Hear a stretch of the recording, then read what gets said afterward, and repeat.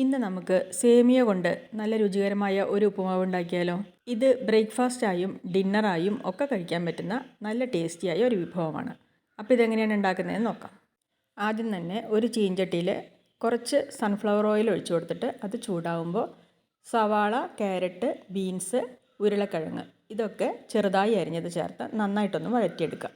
ഇനി ഇതിലേക്ക് ചെറുതായി അരിഞ്ഞെടുത്ത വെളുത്തുള്ളിയും ഇഞ്ചിയും ചേർത്ത് കൊടുക്കാം. ഇതെല്ലാം കൂടി നന്നായി വഴറ്റി സവാള ചെറിയൊരു ബ്രൗൺ കളറിലേക്ക് മാറുന്ന സമയത്ത് ഒരു തക്കാളി ചെറുതായി അരിഞ്ഞത് ചേർത്ത് വീണ്ടും നന്നായിട്ടൊന്ന് വഴറ്റി കൊടുക്കാം. ഇതെല്ലാം കൂടി നന്നായി വഴറ്റി റെഡിയായി വന്നു കഴിയുമ്പോൾ ഇതിലേക്ക് പൊടികൾ ചേർത്ത് കൊടുക്കണം. 1 ടീസ്പൂൺ മഞ്ഞൾപ്പൊടി, 2 ടീസ്പൂൺ മുളക് പൊടി, 3 ടീസ്പൂൺ മല്ലിപ്പൊടി, 3/4 ടീസ്പൂൺ ഗരം മസാലപ്പൊടി. ഇത്രയും പൊടികൾ ചേർത്തതിന് ശേഷം ഇത് നന്നായിട്ട് ഒന്നും കൂടി ഒന്ന് വഴറ്റിയെടുക്കുക. പൊടികളൊക്കെ ചെറുതായിട്ടൊന്ന് മൂത്ത് വരുന്നത് വരെ. പൊടികൾ നന്നായിട്ടൊന്ന് മൂത്ത് വന്നു കഴിയുമ്പോൾ അതിലേക്ക് ആവശ്യത്തിന് വെള്ളം ഒഴിച്ചു കൊടുക്കുക. 1 കപ്പ് സേമിയയ്ക്ക് 2 കപ്പ് വെള്ളം എന്നുള്ളതാണ് കണക്ക്. ഞാൻ 2 കപ്പ് സേമിയ എടുക്കുന്നുണ്ട്, അതുകൊണ്ട് 4 കപ്പ് വെള്ളം ഒഴിച്ചു കൊടുക്കുന്നുണ്ട്. വെള്ളം ഒഴിച്ച് കഴിയുമ്പോൾ അതിലേക്ക് ആവശ്യത്തിന് ഉപ്പ് ചേർത്ത് കൊടുക്കാം. ഉപ്പ് ചേർക്കുമ്പോൾ എപ്പോഴും ഒരു കാര്യം ശ്രദ്ധിക്കണം, ഉപ്പ് കുറച്ചൊന്ന് മുന്നിട്ട് നിൽക്കണം, എന്നാലേ സേമിയ വെന്ത് വരുമ്പോൾ ഉപ്പ് കറക്റ്റ് ആവുള്ളൂ. വെള്ളം ഒഴിച്ച് കൊടുത്തു കഴിഞ്ഞാൽ ഇതെല്ലാം കൂടി നന്നായിട്ടൊന്ന് ഇളക്കി യോജിപ്പിക്കുക. ഇനി ഈ വെള്ളം നന്നായിട്ടൊന്ന് തിളയ്ക്കട്ടെ. വെള്ളം നന്നായി തിളച്ച് വരുമ്പോൾ വറുത്ത് വെച്ച സേമിയ, 2 കപ്പ് സേമിയാണ്, അത് അതിലേക്ക് ചേർത്ത് കൊടുക്കാം.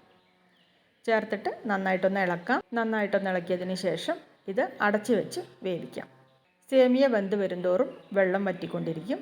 സേമിയ 1/4 ഭാഗം വെന്ത് കഴിയുമ്പോൾ വെള്ളം ഏകദേശം നന്നായിട്ട് വറ്റിയിട്ടുണ്ടാവും. ഈ സമയത്ത് അടപ്പൊക്കെ തുറന്ന് നന്നായിട്ടൊന്ന് ഇളക്കി കൊടുക്കുക. ഇളക്കി കൊടുത്തതിന് ശേഷം പിന്നെ സ്റ്റൗ സിമ്മിലിട്ടിട്ട് അടപ്പ് തുറന്ന് വെച്ച് ഇളക്കി കൊടുത്തുകൊണ്ട് ബാക്കി വെള്ളം കൂടി വറ്റിച്ചെടുത്താൽ മതി.